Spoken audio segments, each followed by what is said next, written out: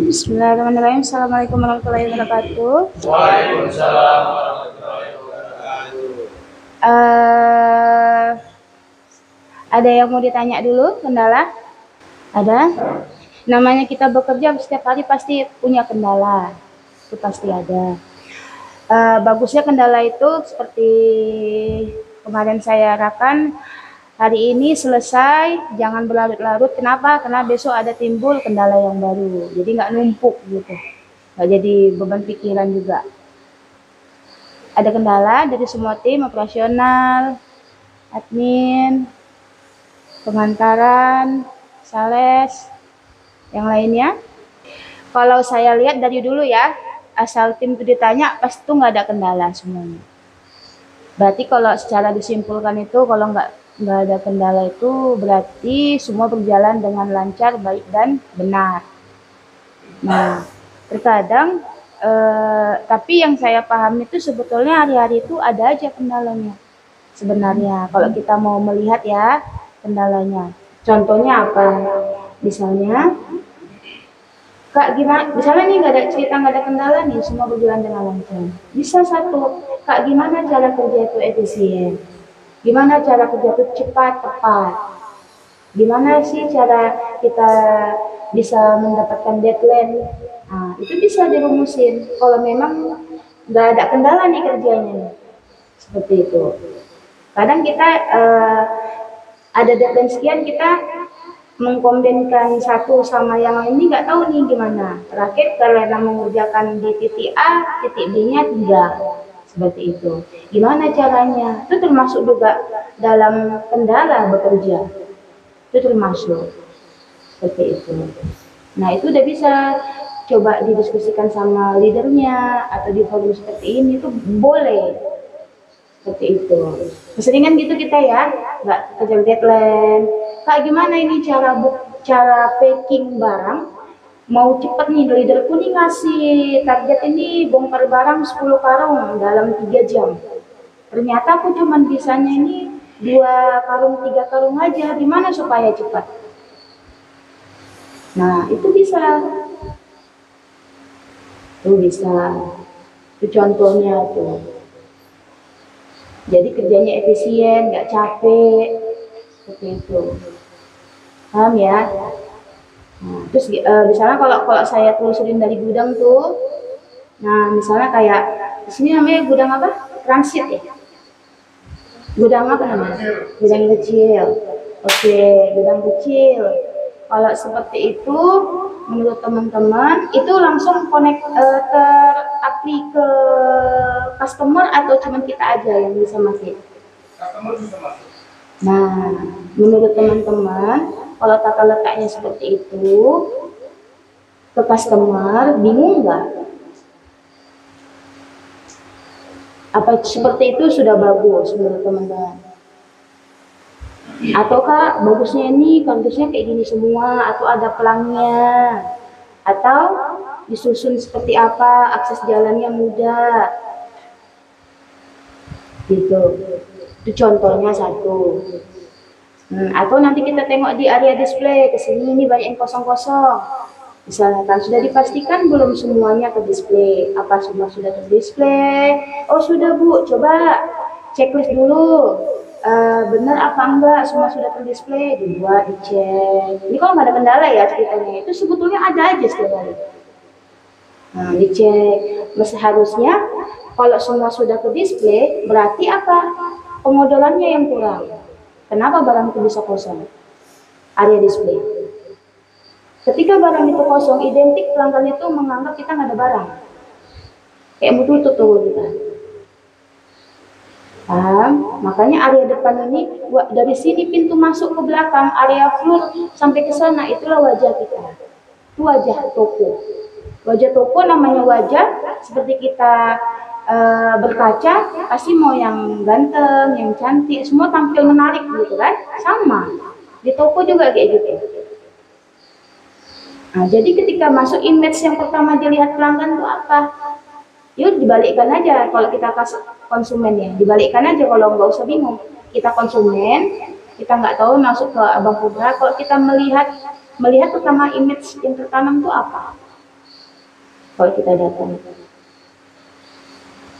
Gitu maksudnya. Paham ya?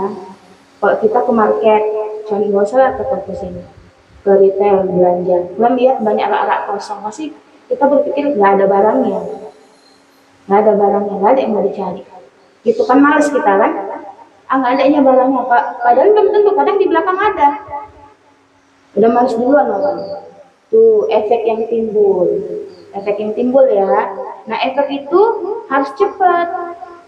Di konten ditutupi. Kenapa? Kalau berlarut-larut, informasi yang diterima 1-2 pelanggan akan disebar ke pelanggan yang lain. Kayak gitu metode penyebarannya. Disebar satu pasar, nanti pasar lain. Terakhir menjadi buat opini di pasar. Jadi image-nya jelek. Seperti itu. Siklusnya seperti itu. Maksud ya. Nah, nanti kalau yang di bagian sini depan kosong, satu, coba pastikan lagi apakah memang semua sudah terdisplay. Di checklist lagi. Cek lagi. Kalau memang di sini sudah terdisplay semua, coba apakah sebelah sana di gudang kecil atau gudang inti itu sudah masuk belum barangnya ke sini. Jadi kita fokusnya ke sini dulu. Ke sini, setelah di sini full baru nih main ke sini. Ngapain kita ngisi di sana kalau di sini kosong? Orang kan pulang kan langsung ke sini. Atau memang mulainya kita ngisi di sana, di sini nggak usah diisi? Itu gimana? Barang sisa itu. Barang sisa. Barang sisa di sini dioper ke situ. Oh, jadi kalau misalnya di sini udah misalnya stoknya tinggal 2-3, kita mau pemenuhan, barangnya dari sini. Iya, berarti intinya ke sini dulu kan? Iya. Ya. Nah, ke sini dulu. Berarti kalau memang semua fix di sini sudah terisi semua, Iya. semua model terisi, berarti apa? Pemenuhan barangnya yang kurang. Nah, kayak mana memastikan itu semua terisi? Checklist. Kan ada kita data pembelian. Pastikan apa memang semua, apa memang ada yang nyangkut di sini atau di sana. Seperti itu harus ada pengecekannya. Kalau menurut saya, kalau saya lihat dari kapasitas sini sama gudang itu ada yang nggak terdisplay di sini. Ini logik.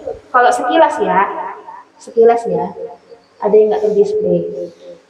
Seperti itu. Nah itu dicek dulu, pastikan dulu terdisplay nggak dia. Kalau memang fix nggak terdisplay, berarti pemenuhan barangnya ada purchasing yang kurang.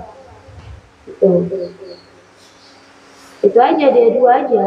Nah kenapa bisa kurang pemenuhan barang dari purchasing? Satu, info dari operasional, satu sama sales, satu mengenai barang baru atau barang repeat yang habis aktual dari fisiknya nggak ada masuk ke purchasing. Satu. Kedua, pemantapan data tarik dari penjualan yang by data itu nggak ditarik. Jadi dua untuk kategori pengorderan barang itu. Nah, aksesnya itu kedua itu keputus. Nah, siklus itu udah ada diterapin belum? Siklus itu ada nggak diterapin? Nah, efeknya itu kosong. Itu efeknya, karena putus siklusnya. Nah, nanti itu dicek dulu, sayang tuh. Ini kemarin satu trip itu saya beli itu 23 juta itu, toko beli. Itu nyicil tuh. 23 juta satu trip itu ya. Kita beli itu, kita nego vendor yang nggak bisa ngutang, kita nego ngutang, dapat satu trip, jadi sayang kalau kosong gitu. Tuh, paham ya? Cara penyelesaiannya gimana? Tarik dulu datanya. Tarik data, buat form checklistnya. Pastikan semua barang itu sudah masuk ke sana.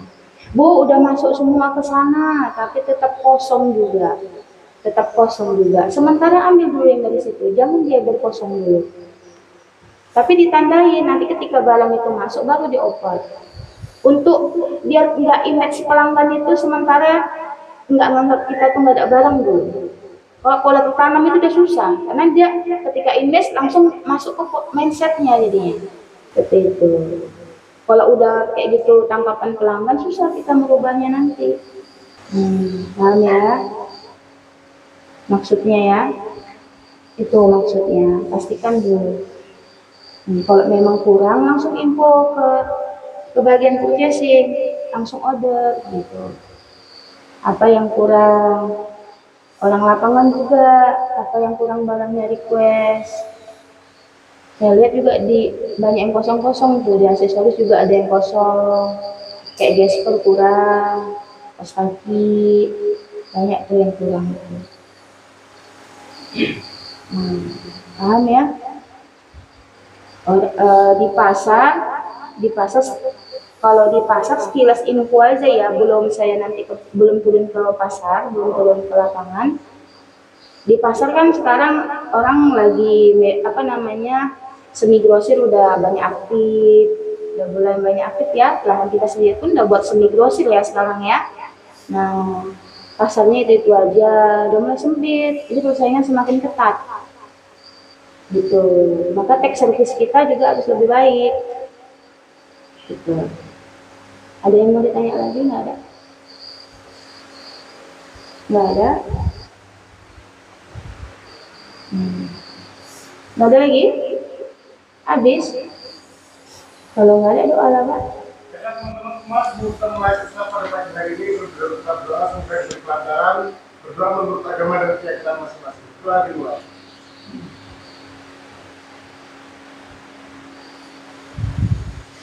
Berdoa selesai.